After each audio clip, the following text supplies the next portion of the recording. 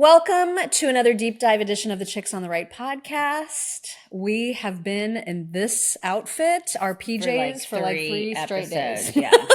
So we're starting to reek, you guys.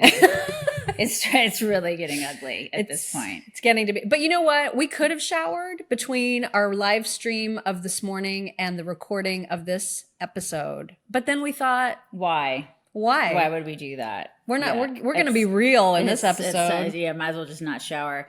Yeah. So last week, my father passed away, and I told you guys at the end of last week that had happened after a full week of I just wasn't myself the whole week. And people were like, "What's going on with you? Are you, you just are not yourself?" And so I think it was Friday that I told everybody. Mm-hmm. I was like, it was a week ago tomorrow. Now we're recording this. It would be a week ago yesterday that I told everybody, that my dad passed away. And I was like, I should probably, do something a little deeper about this and give people a little bit more information about what's going on. My husband prompted me to do that, first of all, because he was like, you just don't share enough. And you're like, you keep things, And then it's funny because Pastor Shelley wrote me something the other day. She's like, you're like Melissa Manchester. You like that remember that song, Don't Cry Out Loud? Yes. Keep it inside. Oh, and I'm like, oh my God, that song. Yeah. So anyway, so my husband encouraged me to do it. And then I talked to you and Valen, our producer Valen. And I was like, I don't know if I'm comfortable with doing that. But you guys encouraged me to do it. And so I thought, you know what, we'll just talk a little bit about that, because I figured I'm like the only person that has family issues or a dysfunctional family. And you were like, I assure you that you're not the only person. And when you said that out loud, you would not believe, already I started getting a lot of people writing and saying, Daisy, like, I have a really dysfunctional family. Let me tell you about it. And just the support that I've already gotten with people not even knowing what's going on. Or what had happened in my family at all. So it just, the support, the love, the encouragement, the sweet words, so appreciative of people in our community. We have the best community ever. My God. It's amazing. Greatest people. So backing up to last Monday, 2 Mondays ago, I got a text from Miriam. I was in the car with my family. It was the Monday before my daughter went back to school. And so we were all getting back from eating at Cracker Barrel. And I get a text from Miriam, and she was like, I just saw your sister's Facebook. She was still friends with my sister on Facebook. She's like, am I reading right? Oh my God, it's stupid to ask if you're okay, but are you okay? What can I do? And should I tell why?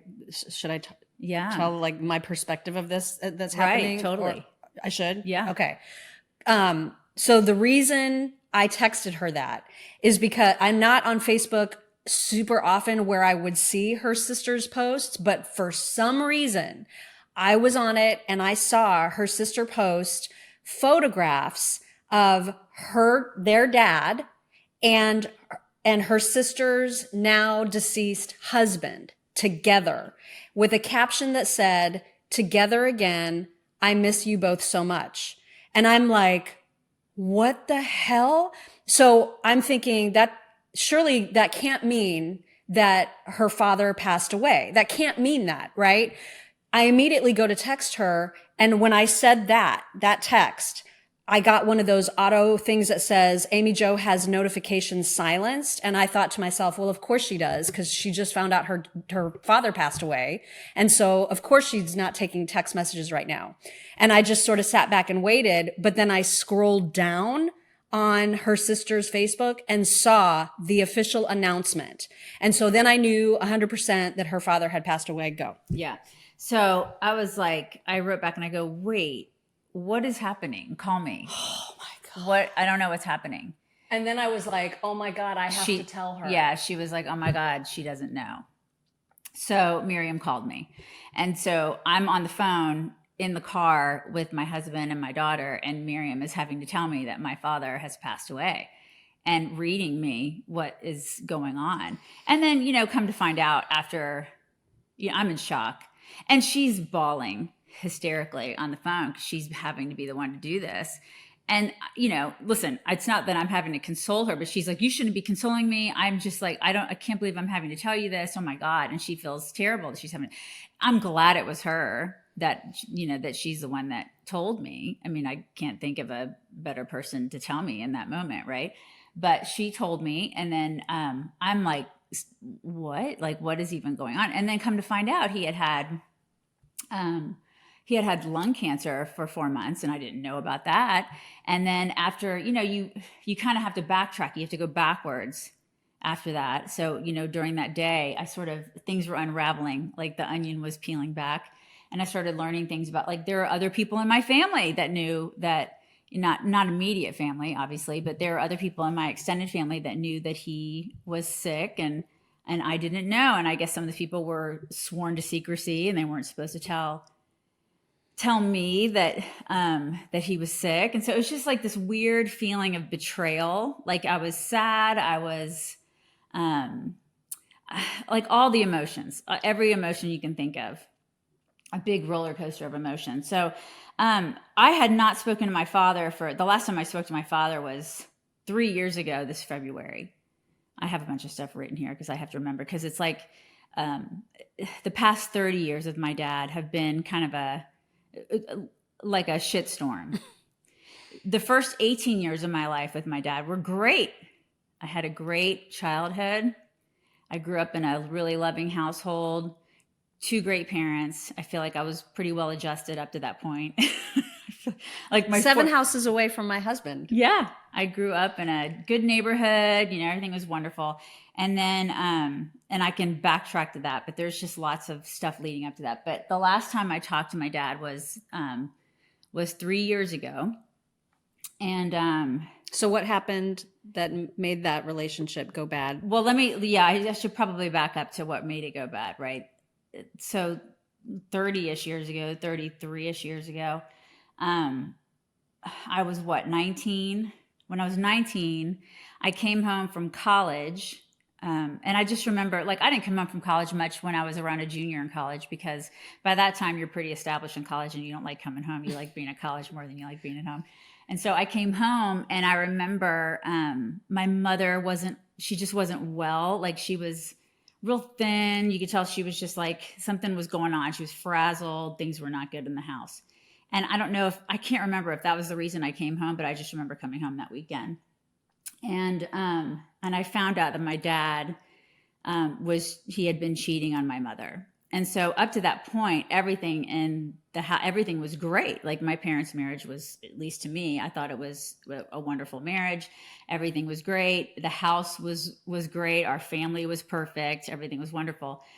So I'd find out that he had been cheating on my mom. And we all just sort of, I guess, recognized the fact that he had probably been doing this for several years. And so in that moment, like, I figured, okay, well, the guy that I knew was no longer the guy that I knew. Right. So everything flipped for me that weekend. And I called a family meeting because I think he was just going to assume that he was going to go on living his life. Like, he was going to keep cheating on my mom and then being married to my mom. And so I said, family meeting. And so I called a family meeting, and I was like, all right, here's the deal. So you can't stay married to mom and keep doing this. You need to GTFO. And so he left. He packed his stuff and he left. And so in that moment, I went from being a daughter to being like this object of opposition from my dad. And so it wasn't just him changing for me. I changed for him. I think that I went from being, like this person that he liked to somebody that he probably didn't like very much anymore. And because you called him on his shit. I called him on his shit. Yeah. And so it wasn't just me that looked at him differently. He looked at me differently. And we just were never the same after that moment, ever. And so it was both of us, it was a mutual thing. And we just kind of butted heads from that point forward. It never recovered. My sister always looked at him even in the times where I think she was sort of like on my side, where she was pissed off, and she was like, I'm mad at dad for this, and I'm looking at him a little. She still really, you know adored him, and that's okay. That's fine. That was like her. She had every right to do that. It's just that I didn't. And so we just didn't have the same relationship from that point forward. And it never recovered. And 33 years were just like, ups and downs, ups and downs. There were times where I tried to have a relationship with him. Like, I think You always try. I always was the one who extended the olive branch. And I always was the one who was like, okay, well, I'm going to try to, go visit him. I'm going to try to have a relationship with him. I'm going to try to make this work. I'm going to, do my best to have some semblance of a father-daughter thing here. And it just never stuck. We never got to the point where we could get back to the place that we were.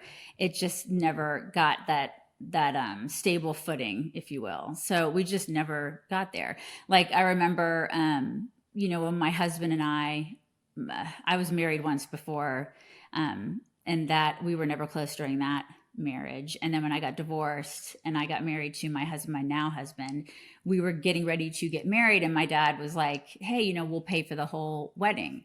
And I remember going through that whole process, and it was like this, he wanted this over the top thing. And I went to him and I said, you know what? It's not really our style. We're more casual. We don't want all this steak and lobster stuff. We don't want anything fancy. And so we butted heads about that. And I said, you know what? We're just going to go ahead and pay for it on our own. We're going to have something really casual. We ended up having like a $600 wedding, and it was like the reception was at our house and I was barefoot, and it was, really. It was the way that you wanted it. It was the way that we wanted it. Right. And he hated that. He just hated it. So we butted heads about that. I mean, just little things along the way that were like that. And so it was stuff like that all during this, like, trying to have a relationship with them. But then, like when my daughter was born, I tried again to have this relationship with him, because I knew that since there was this baby girl there, that she may want to have a relationship with him. And so I tried very hard to extend an olive branch. I would invite him to every single birthday party that she had for the first 5 years of her life, because those birthday parties are like people standing around and watching this sweet little baby, shove cake all over the place. And so I invited him to all those birthdays. He never came. There was always an excuse for him not to come, whether it was some weird logistical thing or if it was, weather. I remember there was but then he would always bitch to you about bringing Gwen to see him Right. in Florida. Right. When he's retired, Right. she's working her ass off basically in 2 jobs, because that was corporate sometimes and 3, chicks. sometimes 3, because I was also a professor at the time. So there were times where I had 3 jobs, and it was really hard for me to get away. And I was like, you can come here and see her. And there were times where he would fly into town, into Indianapolis, and bypass us and just go see his brothers in South Bend. And we would be like, you can stop here and come see your granddaughter. And so it was always that I had to make arrangements to do the things. And I felt like there was just, again, it was like, it's just this feeling of rejection and abandonment that was just lingering all the time in our relationship. It was just there. It was like right there on the surface. And so I felt like I was always the one having to do that. And then he would complain that I was trying to somehow keep my daughter from him, which was absurd. It was completely absurd. And so that was that. So anyway, so that kind of hung out during our entire, I guess, relationship, if you want to call it relationship. And then there were times we just didn't talk, because we would argue and we would fight a lot. And there was that. So anyways, the past 3 years, we have not spoken. And what happened 3 years ago was my sister was getting ready to get married. Her husband is now deceased. He passed away, unfortunately. Gosh, what was it? After a year. Yeah. They've been married a year. They were married a year, and he passed away during a surgery. It was awful.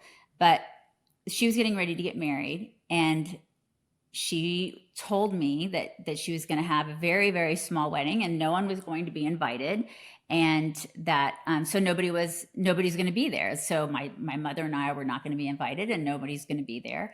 And come to find out, she was inviting people. However, my mother and I were not invited. And so this was going to be broadcast on Facebook and it was going to be on social media. And I was devastated for my mother. I mean, I could handle it because I thought, okay, no big deal, because, like, whatever, I'll see.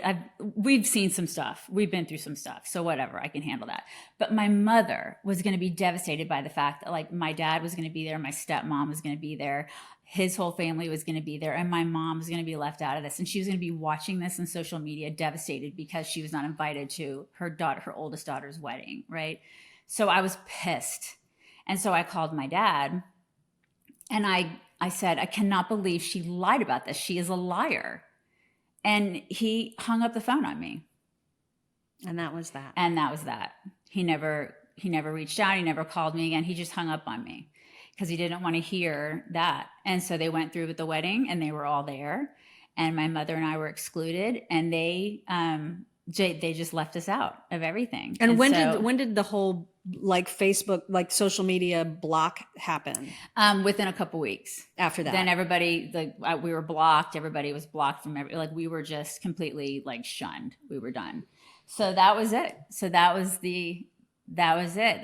And there was never a time where he, reached out and wanted to say, gosh, I'm really sorry about that. Or, we should get together, or he wanted to even have some semblance of a relationship with my daughter, or my husband for that matter. I mean, there's just nothing, absolutely nothing over the past 3 years. So I didn't pursue it. I just kind of thought, well, this is what he wants. And so I'm done with that. And I've extended a lot of olive branches. At this point in my life, I just figured, okay, I'm done with that. And so the weird thing about it is that, there's a weird narrative in my family that I am somehow the reason for it. Like, I'm somehow the reason for the space, like the reason for the distance and the reason for the rejection and the abandonment. And it's so weird how that's somehow put off on me. And I just sort of own it. Like, I kind of go, okay, well, I guess if that's the narrative, then I just kind of go with it. But it's weird how you, after years of it, and if you don't push back, you end up with that label on you. It's just bizarre. It's bizarre how narratives get formed in families. And you just, if you don't push back, you end up owning those narratives. It's just really strange to me. It's gaslighting. It is. It's kind of like gaslighting. It really is. And I wasn't, when my sister's husband died, I wasn't invited to her wedding. I wasn't invited to her marriage because I wasn't invited to her wedding. And so I wasn't there. And so when he passed away, she somehow expected me to be there for the funeral, and I didn't show up for the funeral. I did call her and I, told her, listen, I'm very sorry. And basically, I love you. And if you need me, you can call me. But I didn't show up for the funeral because I wasn't. You had some serious life going on at the time. Because I feel like there was a part of you that you would have gone had you not had a lot of other obligations personally with Gwen and swimming. And there was just a lot of stuff going on. Well, there was. But I mean, it was very strange for me because I'm like, okay, I wasn't invited to your life with this person, and then now that he's gone, you want me to be there for you for the funeral. That was just an odd thing for me, and she hates me for that. I mean, she just hates me. So that was very strange for me, and the family hates me for that too, because they think that I should have been there, but they didn't think that I was good enough to come to the wedding and be there for the life they had together. It's just a very bizarre thing. My family wasn't good enough to be there for either of those things. It's just bizarre. So the whole, the abandonment thing is real. Now I look at, like, my dad and I think, okay, so for 4 months he knew he was going to leave this earth. And, I've had discussions over the past week with my husband about this. And I think, okay, he knew he was going to go. I mean, you think that in your last days, I just wonder what I would do. You would not do this. I wonder, like, with my children. And I wonder if I had some sort of beef with first of all 3 of our children. I mean, no, I would always, I feel like I would never stop communicating with my children. I just can't imagine not communicating with them. That's just me. I mean, everybody, to each their own, right? But I just can't imagine taking anything to my grave if I were angry, or if I can't imagine having that much hate for one of my children where I would not want to say something to them before, if I knew I was going to go. It's one thing to not know, but when you know 4 months in advance, when you know that you're going to go, to not be able to not want to say something to them, or to say something to your only grandchild, or to want to leave the earth with that cloud hanging over your head and not wanting resolution yourself. Like, that's just bizarre to me that he wanted to go to the grave, specifically gave instructions to her sister, do not tell her when I die. Right. Don't tell her. What the hell is that? Don't tell her that I am dying, and don't tell her. Yeah, I don't. And there's been no funeral. There was no obituary. There's been nothing. It's so bizarre. And even if there were, that no one would send her anything. Right. It would be us finding it on the internet. Right. I've not been privy to any information about any of this. It's like I don't exist. It's like the family wants me to know. They're so like, you don't exist. You're not even a daughter. I've gotten 4 messages from people since he's passed. In your family, you mean? In my no, family and friends combined. Excluding our community, who's been amazing. You guys have been amazing. You guys have been absolutely amazing, like above and beyond. But I've gotten, let's see, from my family, I've received 1 person in my family that has reached out to me. It was a cousin. One of my first cousins has reached out to me to say that they were sorry. And then I've had 3 friends, 3 childhood friends reach out to me. Who know that this happened. Right. And that's it. And that's it. That's it.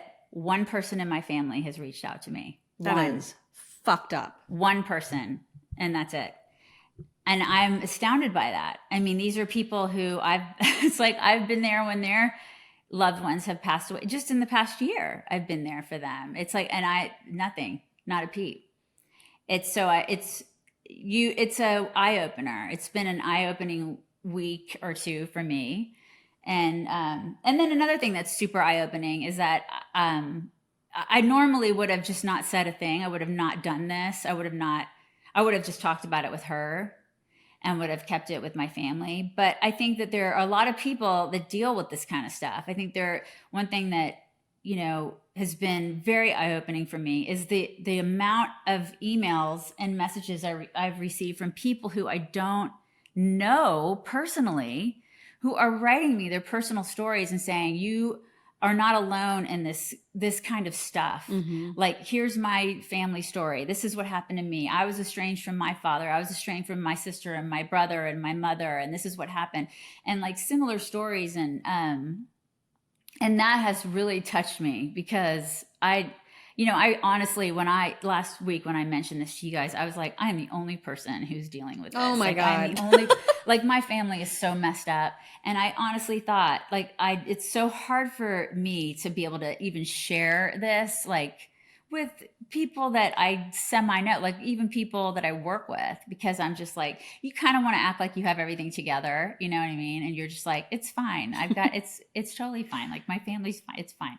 But, you would be surprised how many people are dealing with stuff like this. And that, they go to work, they have friends, they have, their lives, and then they have this looming in the background. And they do feel abandoned by somebody in their family, or they do feel rejected, or they're dealing with just the emotional upheaval of stuff like this. Yeah. And you have no idea. So I appreciate the messages and the love and the support of all y'all, because, man, it made such a huge difference just reading some of that stuff. And knowing you're not alone. Right. Because it's way more abnormal to have a normal family. Be normal. It's so true. Yeah, because that's the thing. Families are dynamic. They are complicated and dynamic, and crazy And hard. They can be hard. hard. They can be really hard. And, you know, I'm grateful that I've been able to build an immediate family that is awesome. You know, I'm so grateful for my husband, who is an amazing father. God, he's such a great father. I'll get really emotional talking about him. And my kids are amazing. And I have the greatest friend in the whole world. And I have this great community. I'm so grateful for so many things. So, I mean, like, I win, you know what I mean? I win the lottery with that. Like, seriously, I've won the lottery with life. It's like, I cannot be more grateful for all that stuff. So I didn't think I was going to cry. Damn it. Why did you do that? Because like know. we made it. We're like almost to the end and right? you lose it. So and I will good. sympathy cry. You know I will. No, I've been so good about that for the past couple of days. I've been so good about not crying. But I'm truly, it's a good cry. It's like a happy cry. Because I really am grateful for all that stuff, you guys. So, and that's what you have to do. You have to be grateful for the good stuff.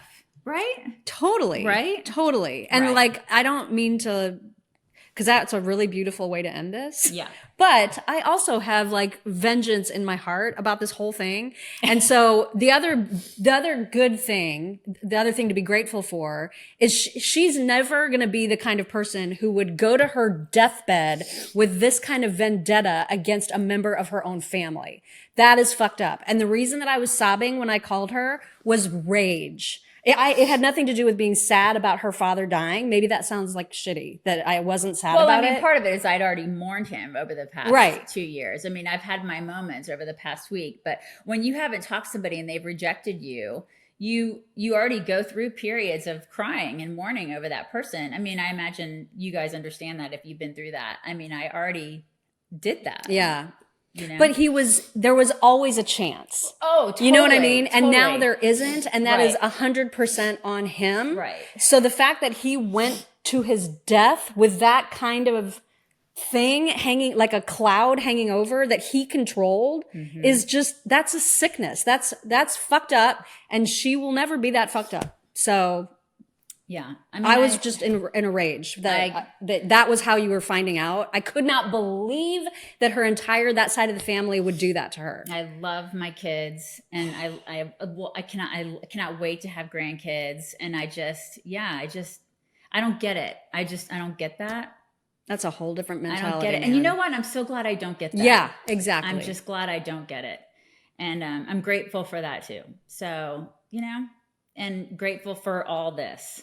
So thank you for giving me the opportunity to do this. It's really weird. It's not our typical deep dive.